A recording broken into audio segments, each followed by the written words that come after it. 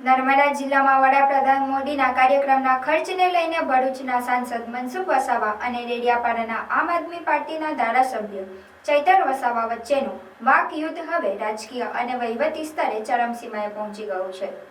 ચૈતર વસાવા દ્વારા કથિત રીતે 75 લાખ રૂપિયાની માંગણી કરવામાં આવી હોવાના આક્ષેપ બાદ બંને નેતાઓ સામસામે આવી ગયા છે। કલેક્ટરના આ નિવેદનથી મનસુખ વસાવા રોષે ભરાયા હતા અને પોતે સાચા હોવાનો દાવો કરતા ભાજપ છોડવાની ધમકી પણ આપી હતી। આખરે આજે સાંસદ મનસુખ વસાવા જિલ્લા ભાજપ અધ્યક્ષ નીલ રાવ સાથે ફરી નર્મદા કલેક્ટર કચેરીએ પહોંચ્યા હતા, જ્યાં કલેક્ટર સંજય મોદીએ ઓન કેમેરા સ્વીકાર્યું હતું કે ચૈતર વસાવા દ્વારા પૈસા માંગ્યાની વાત કેવડિયા હેલીપેડ પર કાર્યપાલક ઇજનેરે કહી હતી।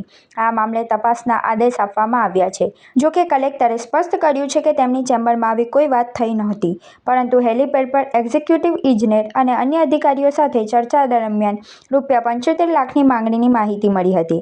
આ માંગણી સીધી તેમની પાસે નહીં, પરંતુ અધિકારીઓ અને કોન્ટ્રાક્ટરો મારફતે કરવામાં આવી હોવાનું જાણવા મળ્યું છે। સભ્યશ્રીએ કીધું એ પ્રમાણે હેલીપેડ પર અમારે વાત થઈ હતી અને એ એક્ઝિક્યુટિવ એન્જિનિયર સ્ટેટ જે છે એના મારફત આ વાત જણાવી હતી અને આ મુદ્દે જે ડેડિયાપાડા ધારાસભ્યશ્રીએ જે આવેદન આપ્યું છે એની મેં તપાસ પણ સોંપી દીધી છે અને એ વાત મેં હેલીપેડ પર કીધી હતી। એમને જે એમના લેટરમાં કીધું કે અહીંયા કાર્યાલયમાં મારી ચેમ્બરમાં વાત કરી, તો એ વાત ખોટી છે, પણ હેલીપેડ પર આ વાત થયેલી અને આવી રીતના રૂપિયાની માંગણી થઈ છે એ પણ ત્યાં હેલીપેડ પર થયેલી।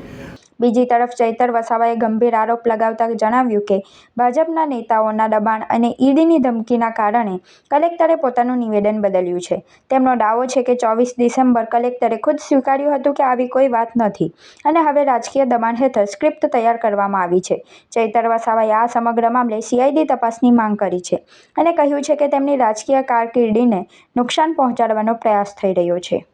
કેટલાક મીડિયા મિત્રોએ કાર્યપાલક ઇજનેરનો સંપર્ક કર્યો। એમણે પણ કીધું કે હું તારીખ 7/12 થી રજા પર છું અને આવી કોઈ પણ જાતની રજૂઆત મેં કોઈ અધિકારીને કે કોઈ નેતાને કરી નથી। આ પ્રકરણમાં મારું નામ કઈ રીતના આવે છે એ મને સમજાતું નથી। ત્યારે આ બાબતને લઈને મનસુખભાઈ વસાવા બોખલાઈ ગયા છે અને એમણે એટલા હદ સુધી સરકારને અને ભાજપના પાર્ટીના ઉચ્ચ નેતાઓને ધમકી આપી કે હું રાજીનામું આપી દઈશ, પાર્ટી છોડી દઈશ। એટલે ઉપરથી સરકારે કલેક્ટર શ્રીને સમજાવ્યા કે ભાઈ સત્તા સામે શાણપણ સારું ના લાગે, તમે અમારી ગુજરાતમાં અને કેન્દ્રમાં સરકાર છે, અમે કહીશું એ પ્રકારે તમે આવતીકાલે બોલી દેજો। કલેક્ટર શ્રી રજા પર જવાના હતા, છતાં મનસુખભાઈને મળવા માટે એમને ઉપસ્થિત રાખવામાં આવ્યા। એક આખી વાર્તા સ્ક્રિપ્ટ તૈયાર કરવામાં આવી। મનસુખભાઈ વસાવા પોતાના મોરચા સાથે ત્યાં પહોંચે છે અને કલેક્ટર શ્રી કહે છે કે હેલિકોપ્ટર જયારે ઉડી ગયું ને હેલીપેડ પર થયેલી વાત પ્રમાણે હું તમારી વાત સાથે સહમત છું। ભાઈ, ઓફિસની અને હેલીપેડની વાત આમાં આવે ક્યાંથી? આપણે 75 લાખના તોડના તમે જે આક્ષેપ મારા પર કર્યા હતા એની ખુલાસાની વાત કલેક્ટરને કીધી હતી અને કલેક્ટરે ચોખ્ખી આ વાત ખોટી છે એવું કીધું।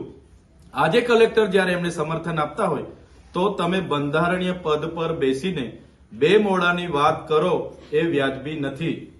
તમે અમે જે માહિતી માંગી છે એ માહિતી તમે અમને આપી દો અને અમે જે ખુલાસો માંગ્યો છે એ ખુલાસો પણ દિન 7માં કલેક્ટર શ્રી અમને આપે। અમારા રાજકીય કારકિર્દીને નુકસાન થાય અને અમારા શાખને નુકસાન થાય એવું અમે ક્યારેય સાખી લેવાના નથી અને જે પણ ખર્ચાઓ તમામ શાખાઓમાંથી 10 ગણા થયેલા છે એમના પર પણ અમે CIDની માંગ કરીએ છીએ। CID તપાસ કરશે તો દૂધનું દૂધ પાણીનું પાણી થઈ જશે। કોની એજન્સીઓ છે? તો મનસુખભાઈના સાથેની એજન્સીઓ હોવાના કારણે એ પોતાની શાખ બચાવવા માટે એમનું ચાલ ચરિત્ર બહાર આવી ગયું અને બચાવવા માટે છેલ્લી પાયરી પર રાજીનામા આપવા સુધી ગયા છે। ત્યારે કલેક્ટરને અમને જાણવા મળ્યું છે ઈડી સુધીની ધમકીઓ ભાજપના નેતાઓ દ્વારા મળી છે। સરકાર દ્વારા પ્રેશર કરવામાં આવ્યું છે કે સત્તાની સામે શાણપણ યોગ્ય નથી, અમે કહીએ એ પ્રકારે તમારે નિવેદન આપવાનું છે। કલેક્ટર સાહેબની મજબૂરી હું સમજી શકું છું। એનો દબાવ જે પ્રકારે કલેક્ટર સાહેબ પર નાખવામાં આવ્યો એ દબાવવશ થઈને આજે એમણે પોતાની વાત ફેરવી તોડવી પડી છે, છતાં અમે એમની મજબૂરી સમજીએ છીએ। આવનારા દિવસોમાં આ કાર્યક્રમની તમામ માહિતી અમે માંગીશું અંદર ઉતરીને માહિતી માંગીશું અને જે પણ જવાબદારો છે એમના પર સીઆઈડીની તપાસ થાય, કાર્યવાહી થાય અને રિકવર થાય એ અમારી માંગણી છે. અમને જરૂર લાગશે તો આવનારા દિન 5 પછી યોગ્ય ખુલાસા નહીં મળે તો કલેક્ટર કચેરીની સામે હું મારા સમર્થકો સાથે ધરણા પર બેસવાનો છું. હાય હીર. હાય. અરે કેમ શું થયું? તારા મોઢા પર કેમ 12 વાગ્યા છે? અરે જવા દે ને, કેટલી મહેનત કરીને મમ્મી માટે ડિનર સેટ લાવી અને મમ્મી કહે કે નકરું પ્લાસ્ટિક લઈને આવી છે, હવે એક્સચેન્જ કરાવીને સ્ટીલનું ડિનર સેટ લાવવા કહે છે. હા તો એમાં શું થયું? સ્ટીલ નું લઈ આવો. અરે જવા દે ને, ક્યાંથી સ્ટીલનું લાવું? આજકાલ સ્ટીલના વાસણો ક્યાં સારા મળે છે? કાં તો એ કટાઈ જાય, ફાટી જાય કે છેલ્લે કઈ નહીં તો વળી જાય. હવે સ્ટીલના વાસણો નહીં ફાટે, વળે કે નહીં કટાય. ભરૂચમાં સ્ટીલની કોઈ પણ વસ્તુ ખરીદવી હોય તો ભરોસો માત્ર એક જ સ્થળ, વર્ષોથી વિશ્વાસપાત્ર નર્મદા ઇન્ડસ્ટ્રીઝ. વાવ, આ તો બહુ હેવી અને સારી ક્વોલિટીનું સ્ટીલ લાગે છે. પણ આ બધી વસ્તુઓ પર ડિસ્કાઉન્ટ મળશે ખરું? અરે આ બધી વસ્તુ તને હોલસેલ ભાવમાં મળી જશે. ભરૂચના બધા હોટેલ્સ વાળા, કેટરિંગ વાળા બધા અહીંથી જ વાસણો ખરીદે છે. માત્ર ભરૂચમાં જ નહીં પણ વિદેશમાં પણ નર્મદા ઇન્ડસ્ટ્રીના ટ્રાયપ્લાય વાસણોની ખૂબ જ માંગ છે. એટલે જ વિદેશમાં રહેતા લોકો વાસણો ખરીદવા માટે નર્મદા ઇન્ડસ્ટ્રીને જ પસંદ કરે છે. તો અમે તમારી શોપિંગ કરી લીધી છે. તમે ક્યારે આવી રહ્યા છો? Narmada industry phase 1 GITC near Narmada Nagar, Bharuch. For more information call on the given number.